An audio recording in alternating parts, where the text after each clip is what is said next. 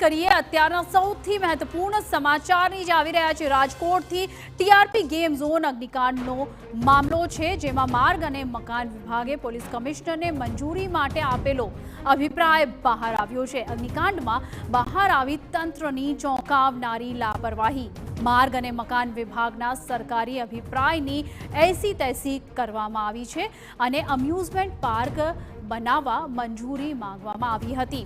Amusement park બનાવવાની મંજૂરી માંગી ગેમ ઝોન બનાવાયો છે અને આ ખૂબ જ ઘોર બેદરકારી સામે આવી છે। તમામ નિયમોનો ઉલાડિયો સંચાલકોએ કર્યો હોવાનું સામે આવ્યું છે।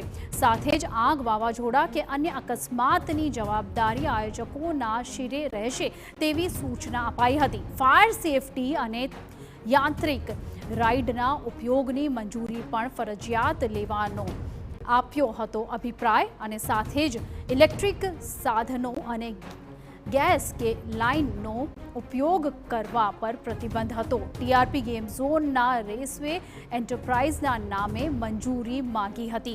તો આ એક ખૂબ જ ચોંકાવનારો ખુલાસો અત્યારે સામે આવી રહ્યો છે। મારા સહયોગી રોનક મજીઠિયા અત્યારે મારી સાથે ફોનલાઈન પર હાજર છે। જી રોનક, અત્યારે શું છે વધુ વિગતો આ સમગ્ર મામલે? ખૂબ જ મોટી અપડેટ અત્યારે આવી છે ને ખૂબ જ મોટી પોલીસ વિભાગની એક લાપરવાહી છે તે આમાં સીધી રીતે સામે આવી છે। જે પોલીસ માર્ગ અને મકાન વિભાગ છે તેનો અભિપ્રાય માંગવામાં આવ્યો હતો આ ગેમ ઝોનને મંજૂરી અંગે, તેમાં સ્પષ્ટ એમ્યુઝમેન્ટ પાર્કનું લખવામાં આવ્યું છે। એમ્યુઝમેન્ટ પાર્ક એટલે મતલબ રાઇડ્સ વાળી એમ્યુઝમેન્ટ પાર્ક હોય છે ને, મોટા ભાગે એમ્યુઝમેન્ટ પાર્ક છે તે ખુલ્લી જગ્યામાં હોય છે, પરંતુ આ ટીઆરપી ગેમ ઝોન તો છે તે એકદમ અંદર બંધ પેક જગ્યામાં ચાલતો હતો। પાકું લોખંડનું બાંધકામ છે પતરાથી તે કરવામાં આવ્યું હતું ને 4 વર્ષથી આ ગેમ ઝોન છે ચાલી રહ્યો હતો ને જે કેટલાક અભિપ્રાયો છે તે પોલીસ વિભાગને માર્ગ અને મકાન વિભાગે આપ્યા હતા તે આપને જણાવી દઈએ। તેમાં સૌથી મોટો વસ્તુ છે તે સામે આવી છે, તેમાં એવું હતું કે ખાદ્ય પદાર્થના જે સ્ટોલ છે ગરમ કરવા માટે ગેસ, પ્રાઇમર્સ કે અન્ય ઇલેક્ટ્રોનિક સાધનોનો ઉપયોગ કરવાનો નહીં રહે।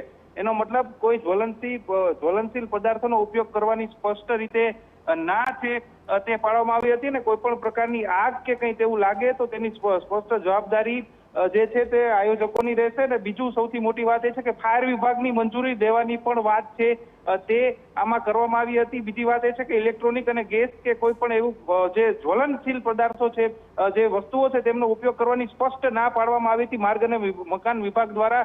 તેમ છતાં મંજૂરી કેમ આપી દેવામાં આવી તે સૌથી મોટો પ્રશ્ન છે। પોલીસ કમિશનરે જ્યારે પ્રેસ કોન્ફરન્સ કરી તેઓ ત્યારે આ મુદ્દે ઘેરાઈ ગયા હતા ને પ્રેસ કોન્ફરન્સ છોડીને તેઓ જતા રહ્યા હતા ત્યારે જ શંકા ઉપજી હતી કે ક્યાંક ને ક્યાંક પોલીસ વિભાગની પણ આમાં મોટી બેદરકારી છે તે સામે આવી શકે છે ને આજે આ વાત છે તે સામે આવી ગઈ છે કે પોલીસ વિભાગે આ અભિપ્રાયોનો ઉલાડિયો કરીને મંજૂરી આ ગેમ ઝોનને આપી દીધી। આ ખાડા કાન છે તે કરી દીધા, તે વાત સ્પષ્ટ રીતે અત્યારે સામે આવી ગઈ છે। માર્ગ અને મકાન વિભાગે તો સ્પષ્ટ પોતાના અમુક અભિપ્રાયો આપ્યા હતા જે આ અગ્નિકાંડને અનુસરે, અગ્નિકાંડને જે થાય અને કોઈ પણ પ્રકારના લોકોને જીવના જોખમ ન આવે તે પ્રકારના જ અભિપ્રાયો હતા ને તે અભિપ્રાયોનો ઉલાડિયો કરવામાં આવ્યો તે જ એના માટે તેના લીધે જ આ પ્રકારની એટલી મોટી આગ લાગી। જો આ અભિપ્રાયને વ્યવસ્થિત રીતે અનુસરવામાં આવ્યો હોત, અભિપ્રાયને ધ્યાને લઈને મંજૂરી આપવામાં આવી હોત તો આ પ્રકારની અગ્નિકાંડ ન સર્જાયો હોત ને 28 લોકોએ પોતાના જીવ ન ગુમાવ્યો હોત। જી બિલકુલ રોનક, ખૂબ જ મહત્વપૂર્ણ માહિતી આપ અત્યારે આપી રહ્યા છો અને